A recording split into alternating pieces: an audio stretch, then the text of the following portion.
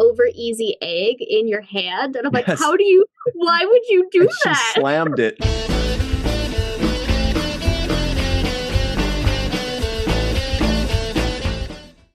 A Tale Dark and Grimm is a show about fairy tales.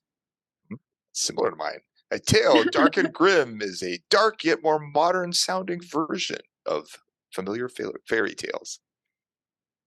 A Tale Dark and Grimm. I don't know what contract Netflix has with the Nicole Byers, but she's in this one too.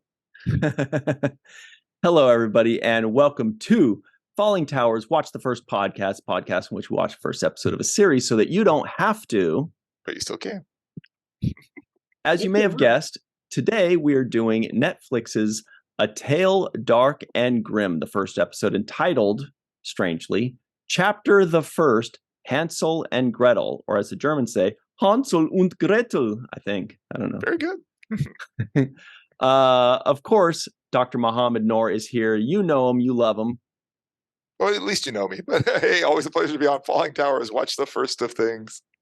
We also have a top-notch designer, maker, model. Talus Forge is here. Hello. I'm back for the third time. Finally. Not the first. Everybody can stop asking. Tayliss has returned. Yay! How many people have been asking? I highly doubt that's true. I would love to get into it, but we got to move on. Gosh darn it. No, everybody has, I'm sure.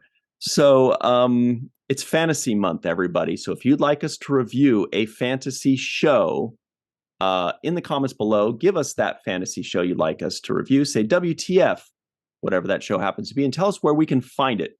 Paramount Plus, HBO Max, whatever it is, and we will review it. Maybe. By the way, my name's Ryan T. Husk.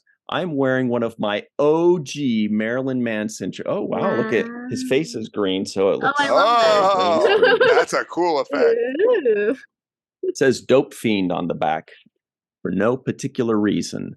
But anyway, I felt like that was relevant to this series. So let's get into it. Dr. Noor, where do we start? We're in a predicament about what to do. But I think that means we should predict what each other thought of this show. Mm-hmm. Smart. Actually, it's my favorite part. We're going to predict. I love to predict things. Dr. Noor and I have known each other for a few years, pretty closely. Tayliss and I have known each other, or is it one another? I don't know. It's about the same. For maybe 5-ish years. I don't know. Something like that. Yeah. I'm trying to remember when that convention. In the Central Valley was 2015. So that was the same year. 8 years. Yeah. Wow. A long time. No wonder we're besties. All right. So yes, we know each other. Call every day. Through and through. My predictions go as follows. Mohammed, I predict that you enjoyed this. I feel like you may have had 1 or 2 qualms with it that will be revealed later. But I think overall, you were pretty warm on it. Tayliss, judging by your attire and dark necklace pendant, Very I think this kind of thing may be up your alley, and I think you may have enjoyed it as well. Generally speaking, what do you think, Mohammed? So for Ryan, I'm going to predict that you thought it was okay.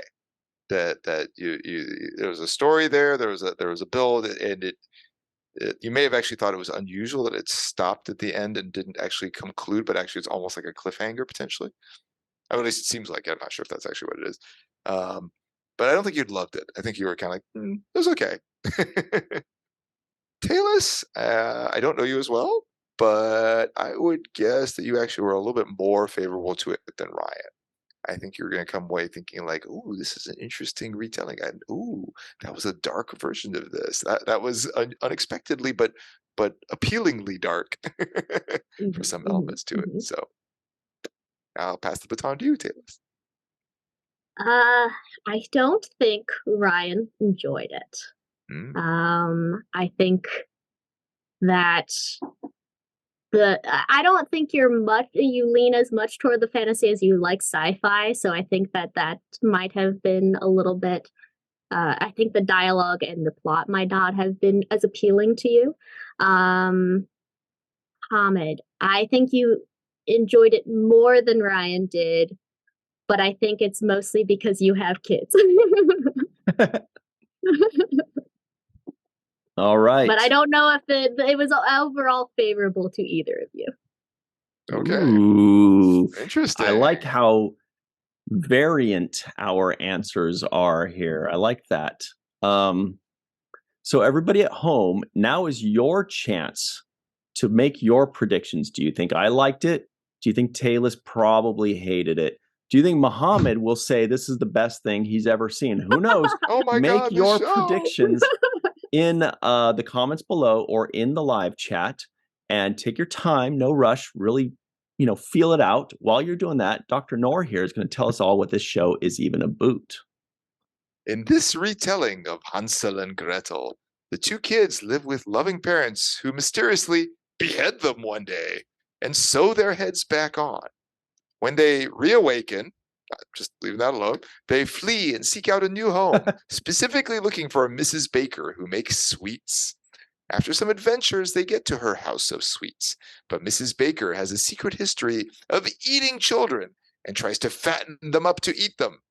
Fortunately, after a struggle, Mrs. Baker is impaled on a giant candy cane, so the kids move on to try another home, that of a turnip farmer and his wife. But some others are following them about, a mysterious cloaked man and a satyr. That's the half man, half goat. I always thought those were fawns. What's the difference? I don't know. I just Googled half man, half goat and it said satyr. Like, oh, okay. Is that what we named the day after, Satyr Day? I think the difference depends on what creature it's combined with. Ooh, maybe. Okay. I think so. Well, this is where things get even more fun. Oh, yeah. Right now, people are pissed. They're like, I got to put the kids to bed if it's going to get even more fun than this. But it is. So, all right. But what is that, Muhammad, by the way? Oh, this is my favorite part of the show. Expectation. This is where we spend a little bit of time on what you expected from the show before you watch it, and then a lot of time on what you getchin when you did watch it. Sorry, Tayliss, forgot to tell you Muhammad's violent. All right. Yeah, very abusive. All right, here we go. We're going to compare and contrast what we expected versus what we got, starting right now.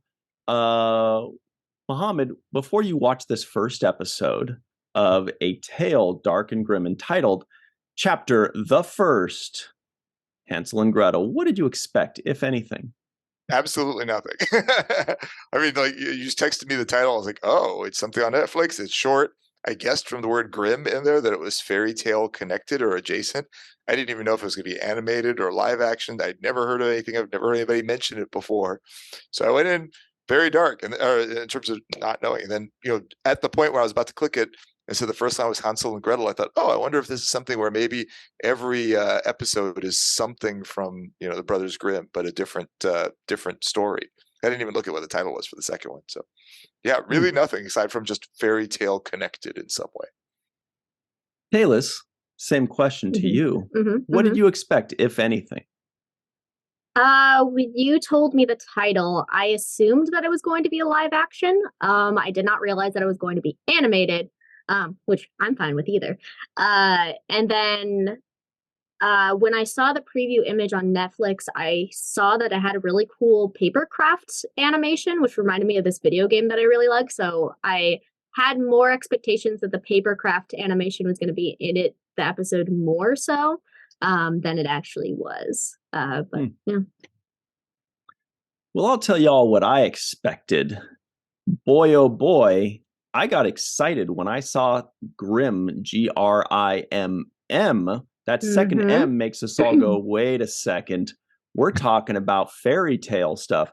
That can be a lot of fun, especially because, contrary to popular belief, I'm a huge fantasy fan. It's my first love, and I love it more than sci-fi. Sorry, nerds. Wow. love fantasy. And I thought that this would be a really exciting and fun thing to do because Grimm, has tons and tons of fairy tales, which I thought was a brilliant idea for a series because they'll never run out of material. And if they do, just make it up. Whatever. You guys are writers. Get to work. I don't mean with regard to the writer's strike. Take your time with that. I just mean as writers, that's what you do. So maybe by the time this airs, the strike is over. Maybe. That's true. I expected something very fun, truth be told. But that's what we expected. Mohammed, upon viewing this first episode, what did you actually get? That was interesting. The first couple of minutes there, where it was an explanation of the series or something like that. It felt a little forced, but it was interesting. And I was like, oh, okay, so we're gonna have these stories. They're darker than you're going to expect. So I thought that was appealing to me. Like, okay, it's not just the standard Hansel and Gretel story. Though honestly, if somebody told me what's the story of Hansel and Gretel off the top of my head, I would have been like, oh, I forget now. Tayliss is right. I do have kids, but they're old now, so it's like I don't remember what happened with Hansel and Gretel. Overall, I found it okay. It was mildly humorous. There was some humor interspersed in there. I thought the dark elements were probably some of the most interesting aspects because they're the more unexpected to it, as opposed to just what you're expecting coming along. The pacing was all right. The animation, it wouldn't have been my first choice, the style of animation, but I didn't mind it. It was okay. I like the setup there, and it left actually a lot to be discovered. That was actually quite appealing in the sense that you don't actually know what the story was of this cloak man that was following them around. And why did the parents suddenly decide to decapitate them one day? I'm guessing that will come up later. I'm guessing it wasn't just a whim because they seemed like, why would you do this and then sew them back? It just seemed odd, but I actually took that as a plus rather than a minus because it feel like it's something to wait for to find out later. Somehow though, I had a little bit of a hard time just getting into it. I don't know whether it's just I didn't feel like I was the target audience or something like that, but I just somehow wasn't totally engaged. I didn't think there was anything wrong with it, but maybe I just felt like it's okay as I'm watching it. I did maybe look at my watch once or twice, like, oh, okay, about like 10 more minutes, Well, what about you, Talus? There's no way you could be as grumpy about this great show as Mohammed, right? What did you get, if anything? Oh, I really was not into it at all. I really loved the intro animation with like the dark. Uh-oh, we lost you for a second there, Talus. So as soon as your audio comes back, we will bring you back in, which will probably just be in a few seconds. But okay. Yep, we got you again. I'm back. So, sorry. That's okay. Where did I leave off? That you were raving about it. The intro. Oh yeah, I was raving about it. I was raving about the intro that I love this, the dark and everything, and the narrator started off kind of sounding like Shrek, almost like Shrek, where it's that, this is not the tale that you're expecting and all that kind of stuff. But throughout, I felt like it was really wishy-washy on whether or not they wanted it to be really dark so that the kids could feel that it was a dark thing, or they wanted it to be a comedy.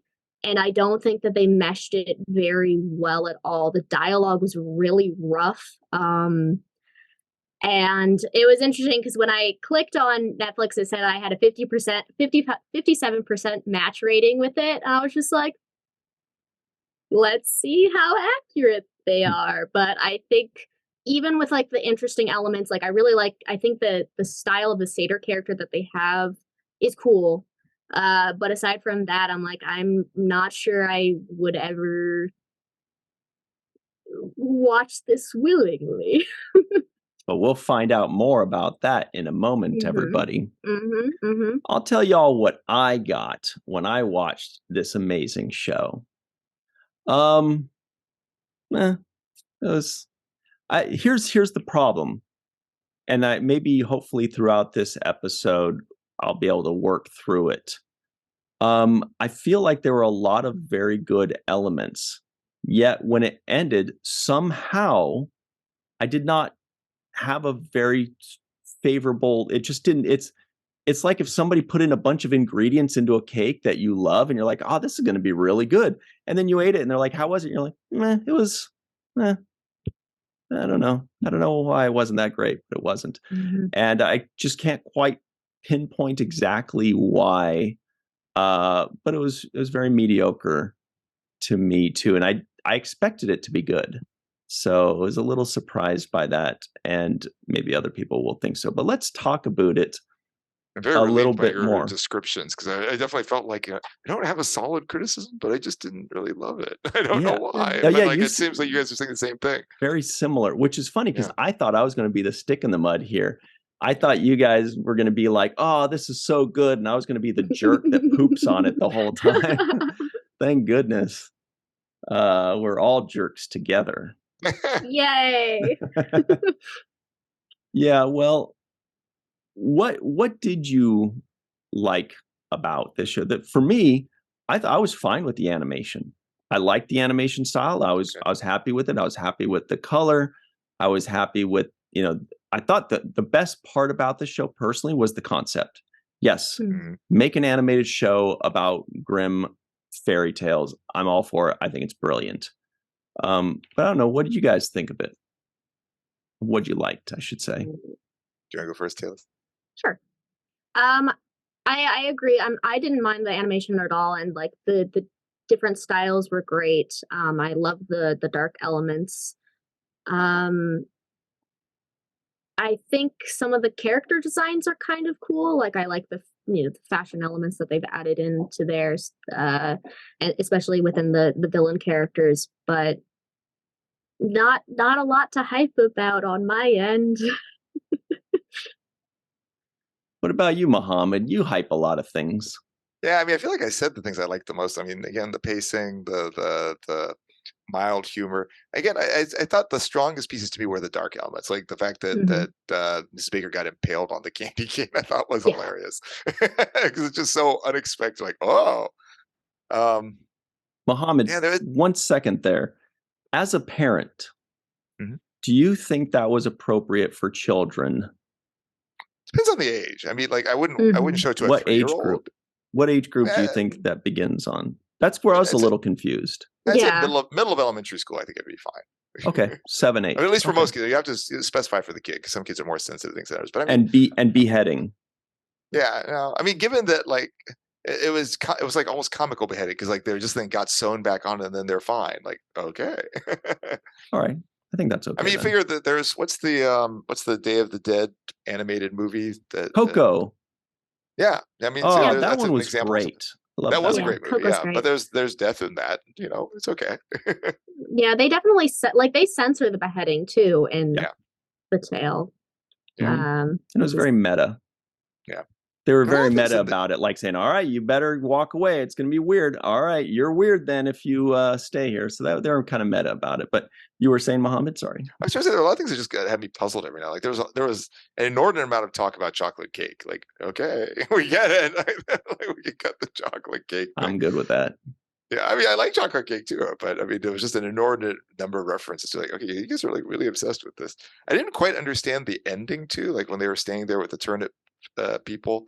And they seemed like kind of shocked with them, and like, yeah, I mean, they're not like beautiful, but what? They're just standing there. The lady's eye twitched twice, and I'm like, that's the only. I rewound it and watched it 3 times trying to see what they saw that like. Yeah, so crazy. That freaked them out. No, same. I was like, well, I don't understand. I was expecting they opened the door and it was just like an entire collection of Victorian creepy dolls in it, and that's what I was hoping for. But instead, it was just like, oh, a somewhat awkward couple. Yeah. Okay. Yeah. They're tall. Okay. Yeah. And everyone's going to be taller than them. I questioned the same thing you questioned. I think, Muhammad, you mentioned that when the parents cut off the heads of the kids, they didn't say why. I was waiting for the reason why.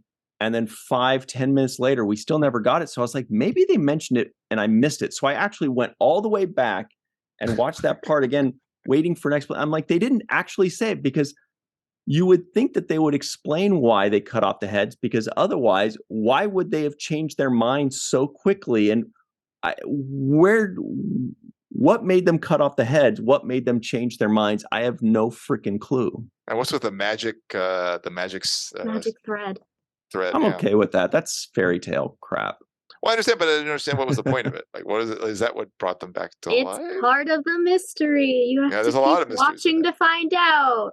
Yeah, and so that comes back to I think what I can't remember if it was you, Tayliss, or Ryan. One of y'all said it does question who the audience is, because that would not work with kids. Like, having a mystery that you have to wait multiple episodes later that you maybe even forgot about by then. That's not going to work well with kids at all. Good I point. want to know right now. Yeah. Mm-hmm. Well, let me take y'all back to, I'm a big fan of fairy tales because they are very dark. People don't realize that when you look back at all the fairy tales, they're all very dark. They're all the bedtime stories are meant to give us nightmares. Like, I remember being a little kid and my mom would read me Les Contes des Fées, right? It's French fairy tales. She's a little French lady. And I have wonderful memories of these things. And I remember some of them about like these thorny vines that ate children. And now I'm thinking about that, like, who reads that to their kid? But that's what they all are. All of these fairy tales are nightmarish. And they're like, all right, go to bed, little Jimmy and Susie. Dream about the thorns that eat things or the worms that eat your eyeballs or whatever it is.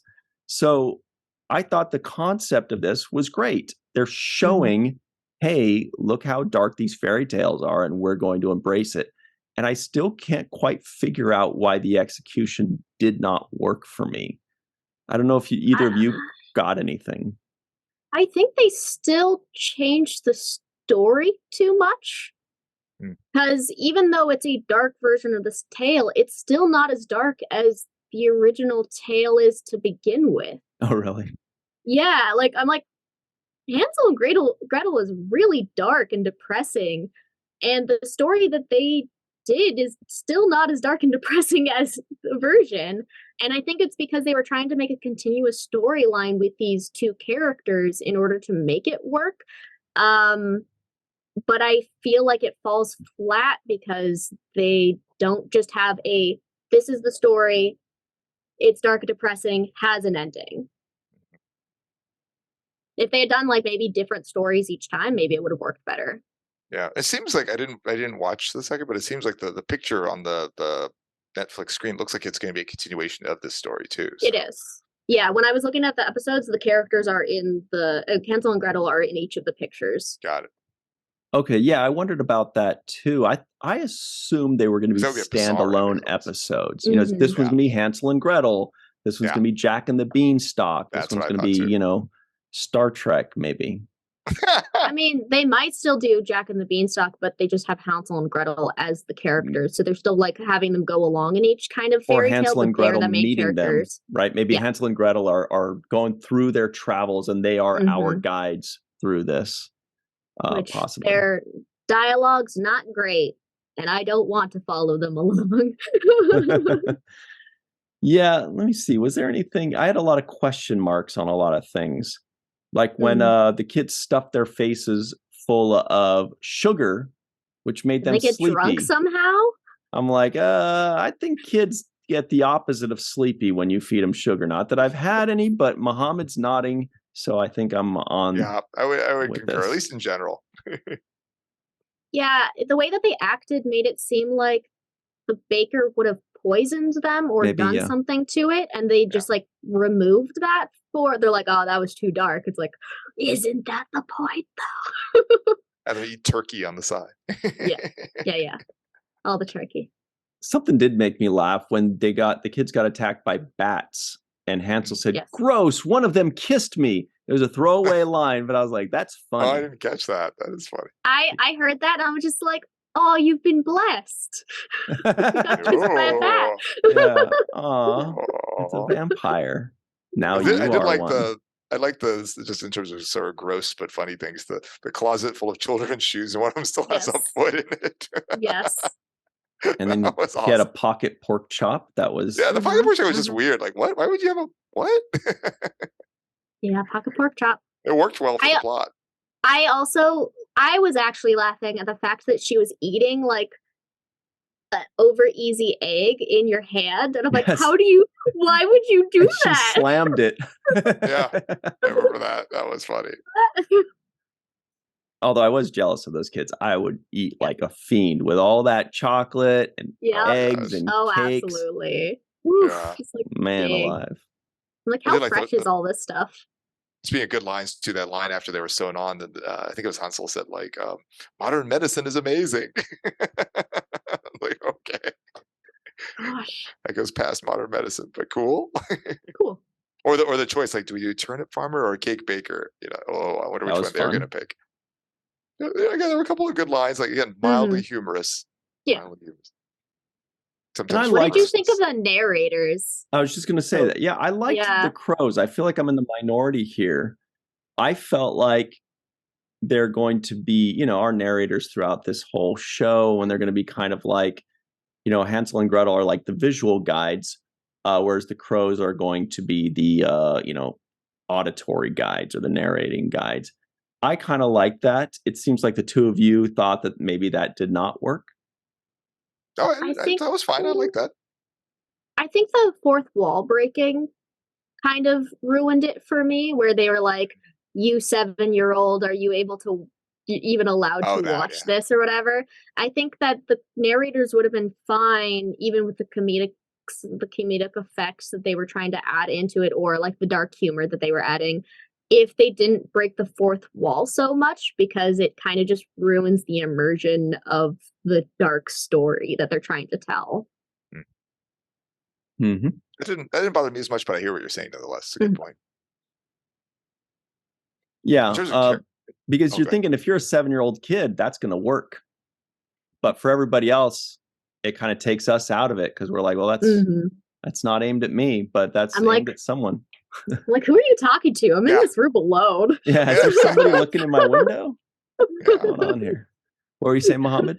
Well, I say in terms of characters, I mean, I liked Mrs. Baker, but partly I think the reason I liked Mrs. Baker was she was the most developed because we got like a full backstory on her, and we had the plot with her, and we had resolution in the sense that like there's not going to be any more Mrs. Baker at this point. So No, I peeked at the IMDb, so I know that that's not true. yeah. Oh, Interesting. I she's was gonna be making up sure in I was hell. correct that was Nicole Byers as the voice actress, and so yes, I know. So. Wow. Like, I guess it could be flashbacks. I don't know. Maybe. Or maybe she gets her heart sewn back in. I don't know. With the magic thread. Maybe she's a ghost now. Maybe. She haunts the rest of the show. That's very Unsure. interesting, actually. Tayliss, did you have a favorite character? Muhammad just told us ours, and he's very excited to know that she's coming back. Yeah.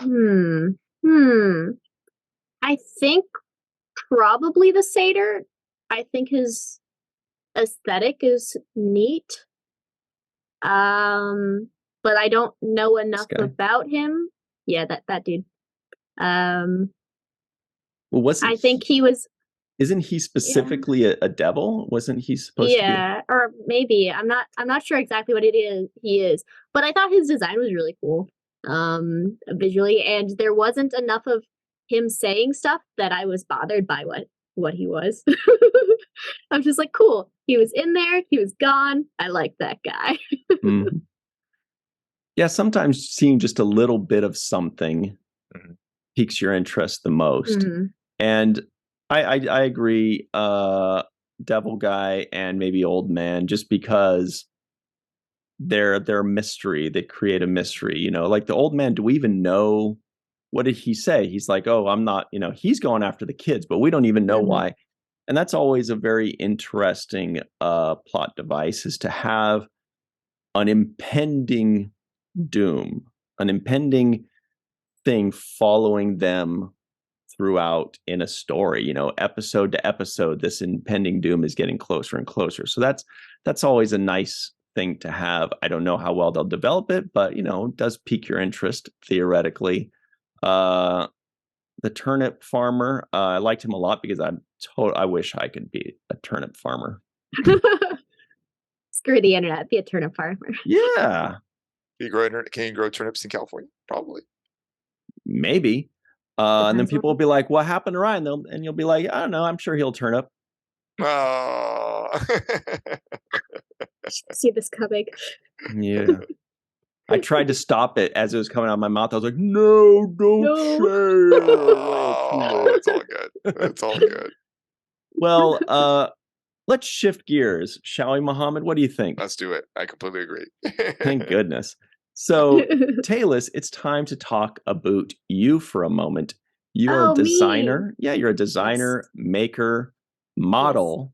Yes. I'm guessing that means you make a lot of the things that you wear. It takes a lot of talent to do such things. Are you It's very impressive. Are you currently wearing anything that you have made? Yes, I have. I mean, the choker is, but the top that I am wearing, I also made recently for the Renaissance Fair because it was Pirate Weekend, and so I wanted a cool piratey shirt. So yes, I'm wearing this thing that I made. The Renaissance Fair in east of LA. What's that area? The Irwindale Renaissance Irwindale. Pleasure Fair. There it is. Which Goes like people 6 will weeks. they'll ask why is it called a pleasure fair? Because they think lewd things happen. Oh. No, big but that's pleasure can just be fun. Drinking, eating, having fun with your friends. That's my thought as well. But people are always like, but why is it called a pleasure fair? And I'm like, I don't know what you're talking about. I'm just having a good time with my friends. Pirate Day. Yes, Everybody knows Talk Like a Pirate Day is September 19th. Yes. I knew that off the top of my head for sure. You do live action role play too, is that right? I do. Yes, I'm a LARPer. I play Twin Mask. It's located in Corona in California. And we're currently on a 2-month break for the summer. Do you want to tell us? Oh. What were you saying, Mohammed? Oh, well, actually, I think we lost Tayliss' sound. Yeah, just for a moment. So sorry, Tayliss. Yeah, sorry, Let's Tayliss. see when you come back. We got as far as you said. We're on a 2-month break for the summer, and then we lost what was after that. Oh, there you are. Okay, I'm back. Yeah. Yes, we're off for 2 months for part of the summer, and then we come back again in July. And the games are hosted almost once a month. Do you want to describe what those are like, just for people who don't do that? Yeah. So the game is hosted at a Renaissance Fairgrounds. It's at the Coronaburg Renaissance Fairgrounds in Corona, and we have about 300 to 400 players come every game. And each person has a character. If you play your first game, it's free. But you basically come into this fantasy world where you have died in some tragic way in your past, and you wake up in this world, and you don't usually know why that you came back, but you kind of make friends and, trying to all survive enemy attacks and figure out the politics that are going on. And there's just a lot to explore and make a lot of friends and fight together or role play together. I don't do a lot of fighting. I'm not that great at that. Oh, good. That's really Actually, cool. That sounds like a lot of fun. Tayliss, you sent in a few pictures. Do you want us to show off your pictures for a moment and you can tell us about them? Sure. All right, let's do that. Here comes everybody. If I know that there were going to be other pictures, I would have said more interesting things. Well, they can follow you online for those more interesting things as well. It's true. Can you tell us about this one? Yes, that was the most recent photo shoot that I did. My friend Eric Anderson and I have been working together for many years, and we decided. He's like, okay, we're going to shoot at this location. Pick out an outfit to go with it. So since the area is like a lot of warm tones, I decided to go with like a more angel aesthetic. So the chemise that I'm wearing, I made, and then the wings are from Stoneheart. That I made the gold harness that goes with it as well. Nice. But they're a great company. Yes. Also look at from the Eric. Color here. Look at this. Yeah. Wow. So that staff I built specifically to be able to hold smoke bombs, because it's not actually safe to hold them with your hand. So a lot of like models will be you'll see them holding it. I'm like, oh no. Like they're typically safe, but you know, it's 1 in a million chance that you could end up getting injured. Looks toxic. So it's it luckily is not. That's not super great to breathe in. I definitely was coughing for a week after this photo shoot in particular. But yeah, I made the dress, and then the staff, I basically have these wire spires on the top of it so that it can hold a smoke bomb really well. Mm-hmm. Same shoot. Nice. Now my new profile picture on Facebook. Got it.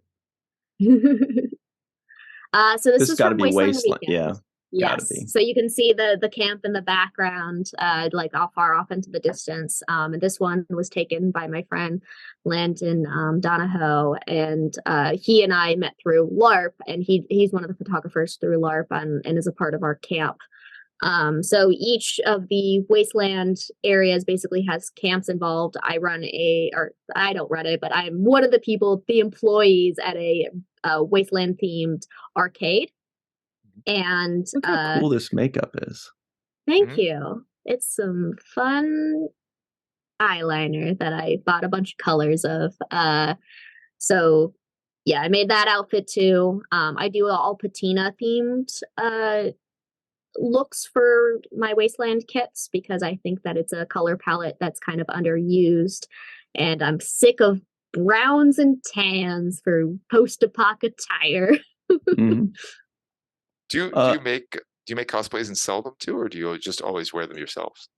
I used to take commissions, but now with my job, it's really difficult for me to find the time to work on pieces. Like I'll do small things occasionally, but usually I just make stuff for just my friends or for myself. And then if I've worn it long enough and I'm like, I don't have a use for it anymore, then I'll sell it after I'm done using it. Got it. Mm-hmm. I'm sorry, Ryan, I didn't interrupt you. Oh, no, this is great. So also, before we go back to the episode, future events coming up. So we've got the Twin Mask LARP in July, Labyrinth of Jareth Masquerade Ball in August. I don't know what that is, but it sounds fun. And Wasteland Weekend has got to be a blast in September. Yes. You also did Dapper Day at Disneyland, which seems a little different than the rest of these, but also equally fun. Yes, that was recent. Tell everybody where they can find you online, if you would, please. Sure. So I think the Linktree link will be in the description below. But I am on Facebook. I am on the Instagram. I am back on the Twitter. I've been off the Twitter for a year, and now I'm back. I also have a Ko-fi coffee, however it's pronounced, KO-FI. And that's has all my Ko-fi exclusive stuff. So you can also join my Snapchat by joining my Ko-fi coffee.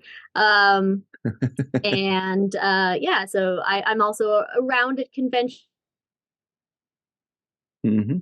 So that's Talus Forge on Linktree, and you can also follow any of those particular social medias. And Ko-fi. I'm back. There you are. Yeah. We lost you for a little bit there, but dang it. We got everything there. Of course, Talus Forge. Okay, everybody check that out. And you can also find that information in the description box below. It's time to move forward, Dr. Noor. You know the rules. Bottom line on the bottom. Talus is like, what the heck is he doing? Is he wiping his windows? That's the karate chop. It tells it's time for the terrible twos, the final 2 questions of the show. And they go a little something like this. Muhammad, on a scale of 1 to 10, what would you give this first episode of A Tale Dark and Grimm? Yeah, I've struggled with this one before, and I still kind of struggle with it because I didn't feel like there was much wrong with it, though. Actually, I thought Tayliss was actually quite eloquent in their description of some of the issues of trying to be too many things at once. It just somehow didn't grab me. You know, I didn't regret watching it. So like it's still above the 5 line. It's not like I was like, oh my God, what am I doing? Which are some shows like that. I guess I'll go with a 6 out of 10. It was okay. It was okay. Tough critic. What about you, Tayliss? What is it, like 8, 9? What do you think? I feel like the percent match rating was pretty accurate that Netflix gave me, which was a 57%. So I'm going to probably say a 5.7 because I would not willingly watch this. Like, if I had a kid I was babysitting, maybe I would sit down and actually pay attention to it and not be on my phone the whole time. But yeah, I wouldn't want to watch this or continue watching this. When you said the match rating of 57%, I was thinking, like, man, I hope we get an exact 5.7. That would be perfect. And you said it, so I brought the joke back. Yeah. Well done. Perfect. Thank you. I, for one, I struggled with this a little bit. I had a couple numbers and I kind of split the difference, rounded up, came down to a 5.0. That's where I am, a 5.0 with it. We're all close. I kind of, within one. Yeah, I feel guilty about it because I can't think of anything I did not like about it. I can only think of things that I did like about it, but it just felt like there was no substance to it. It was empty. I wasn't left with any kind of feeling. I was just like, oh, okay. I'm rooting for them. I felt hungry after. That was the feeling I was left with, but Good point. I hope for candy and not children. Children pie. Not children pies. I want the cake and the pies that they had without the children in them. And a sunny side up egg in your hand. Yeah, maybe I'll have that for lunch. Here's the key, everybody. Question number 2 is, for the purposes of this podcast, we all had to watch the first episode of A Tale Dark and Grimm, but now that the podcast is over, we're free to move about the internet. Would you, of your own volition, watch the second episode, Mohammed? I feel similar to Tayliss, what they said earlier, that if somebody was to say, hey, let's sit down and watch, I'm like, I guess, I'll sit down and watch it. It wouldn't be my first choice. And, if they said, what would you like to watch? It absolutely would not be A Tale Dark and Grimm. That would not be what I would suggest. But if they wanted to watch it, I wouldn't be opposed to it. On my own, no. On my own. So that's too bad. That's a no. What about you, Tayliss? On a scale of yes or no? If an adult told me to my face that this is what they wanted to watch, I'd be like, no, absolutely not. If a child told me this is what they wanted to watch, I'd be like, do it for you, but not only out of love. But no, I would not watch this of my own volition otherwise. Wow. Everybody's so negative today. Well, I will tell you that no, I wouldn't either, actually. I mean, and I was actually surprisingly close because I couldn't really justify, having any negative feelings about it. But it just exactly what I felt. It just didn't quite make me want to watch the second. If somebody wanted to watch the second episode, I'd be fine with having it on. And like I said, I'm rooting for them because I like this kind of idea. I think this is a great idea for kids and adults. I think it'd be a great way for a writer who maybe is experiencing writer's block to take a break and just watch something colorful and interesting and fantastical, fairy tale-ish. I feel like it's good for creative juices. But probably it's a no for me as well. So sorry to say, everybody, but I'm rooting for you, Tales of Dark and Grimm or whatever it is. Chapter or the things first. Along those lines.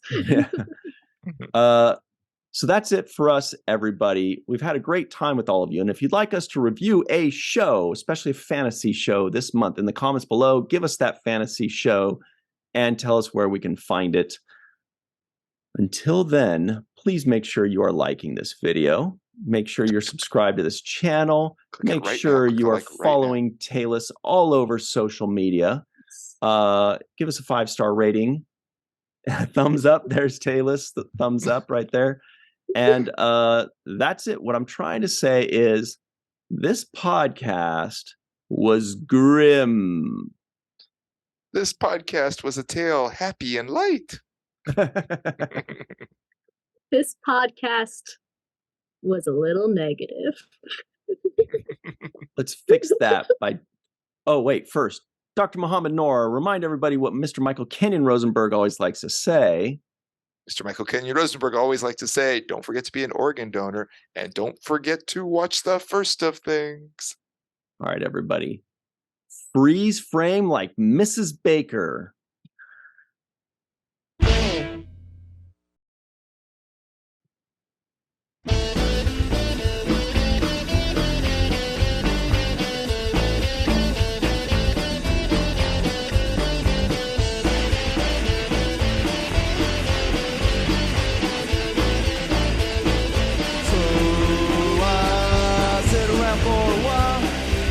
That shitty smile and pretend that